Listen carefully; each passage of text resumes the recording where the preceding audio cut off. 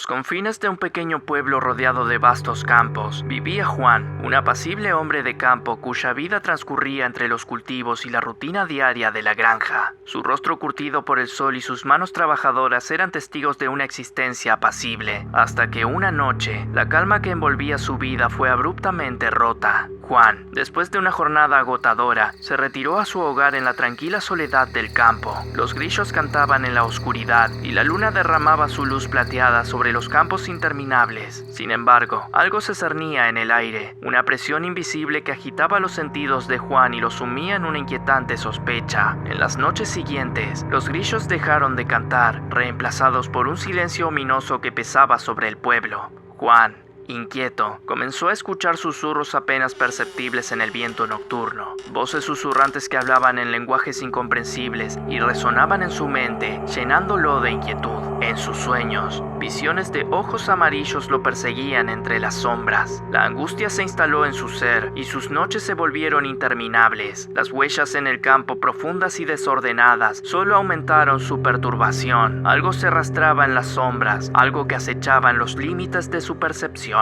Una noche, incapaz de soportar más la presión del misterio, Juan decidió armarse con una linterna y aventurarse en la penumbra. Los campos, una extensión infinita de oscuridad, parecían cerrarse a su alrededor. El susurro se intensificaba y los ojos amarillos lo observaban desde la oscuridad. De repente, un gruñido gutural cortó el aire. Juan dirigió la luz de su linterna hacia la fuente del sonido y, en un destello, vislumbró una criatura indescriptible, con ojos resplandecientes y colmillos afilados. La figura se desvaneció en la oscuridad antes de que pudiera asimilar la magnitud del horror. Era la primera vez, pero no sería la última. La experiencia dejó a Juan paranoico y obsesionado. Cada noche, armado con su linterna y temblando de miedo, patrullaba los campos en busca de la criatura que lo había atormentado. Las huellas se multiplicaban como si la criatura bailara entre las sombras, burlándose de él. Las sombras parecían cobrar vida, retorciéndose y contorsionándose como si fueran entidades independientes. Juan dudaba de su cordura, pero algo dentro de él seguía impulsándolo a enfrentar lo desconocido, a descubrir la verdad detrás de este terror que lo perseguía sin piedad.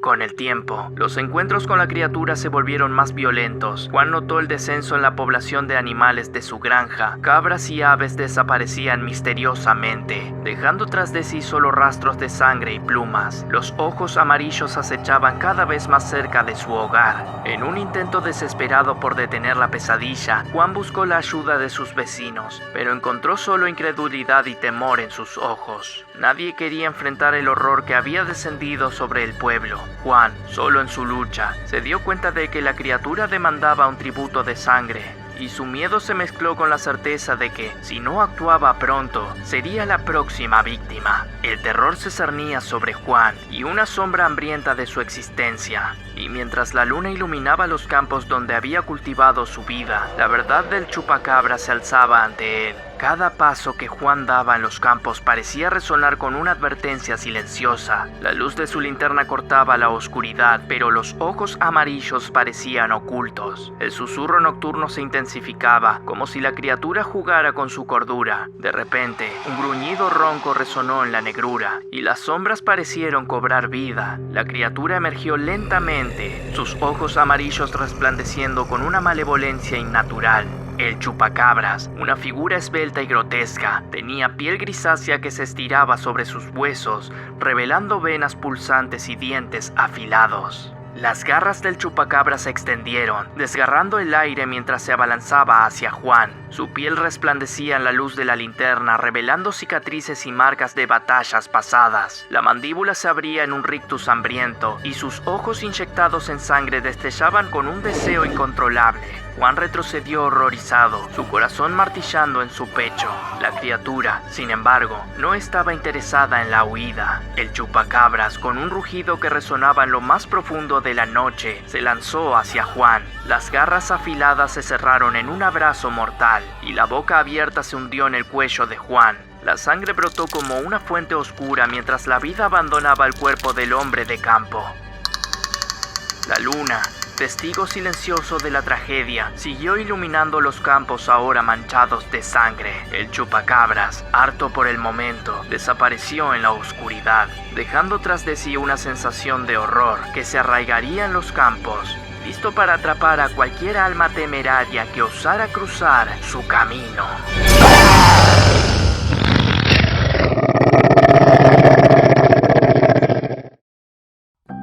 En un pequeño pueblo olvidado, la leyenda hablaba de una antigua partitura que susurraba melodías oscuras a aquellos que se atrevían a tocarla. Se decía que el compositor, enajenado por sus propias creaciones, había sellado su alma en las notas, creando una pieza maldita que llevaba consigo el eco de su sufrimiento. Sofía era curiosa, delicada como un cristal, de tez pálida, cuerpo delgado y una belleza extraña. También era la joven pianista que descubrió la partitura en una tienda de antigüedades. Intrigada por su aura misteriosa, no pudo resistirse a la tentación de tocarla. A medida que sus dedos danzaban sobre las teclas, una melodía oscura se desplegó, envolviendo la habitación en una neblina sobrenatural. La melodía se volvió una obsesión para Sofía. Sus días se desvanecieron en una neblina de notas retorcidas que resonaban en su mente, persiguiéndola incluso en sueños. Noche tras noche, la partitura parecía poseerla, tejiendo su hechizo en los rincones más profundos de su ser, creando imágenes oscuras, pero de naturaleza artística en su imaginación. Una noche, la melodía alcanzó su punto culminante. Sofía, ahora consumida por la obsesión, quería llevar más allá la obra del autor misterioso. Organizó un concierto en el viejo teatro del pueblo. Mientras sus dedos volaban sobre las teclas, las sombras cobraron vida, danzando al ritmo de la partitura maldita. El público, cautivo por la oscura sinfonía, no percibió que algo más se movía en las sombras. Con cada nota, el compositor maldito, liberado de su prisión etérea, emergió en el teatro. Una figura oscura y retorcida, su rostro era una máscara de sufrimiento eterno. Las sombras se arremolinaban a su alrededor, siguiendo cada acorde como leales sirvientes de la oscuridad.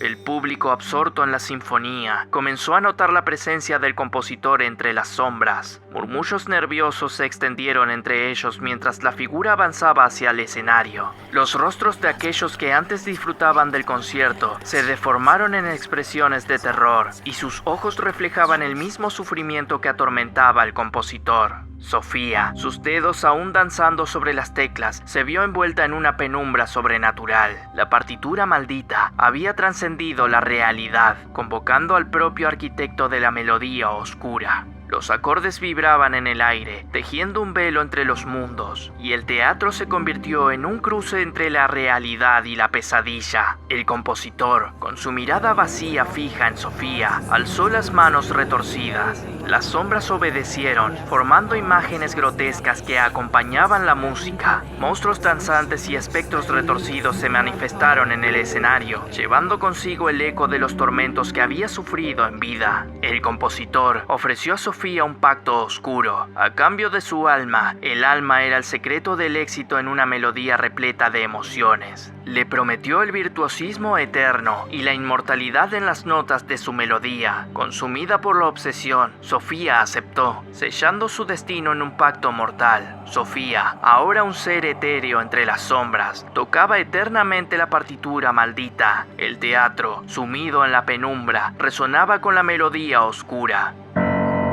Aquellos que osaban acercarse al lugar escuchaban los ecos distorsionados de su sufrimiento, una advertencia siniestra sobre la peligrosa danza con lo sobrenatural. La leyenda de la partitura maldita persistió, susurrando su eco de melancolía y sufrimiento a través de las generaciones, recordándoles a todos que algunas obsesiones conducen a un destino más oscuro de lo que pueden imaginar. Si escuchas algún día la melodía, podrías quedar envuelto en una cortina de sombras que te asfixiará hasta la muerte.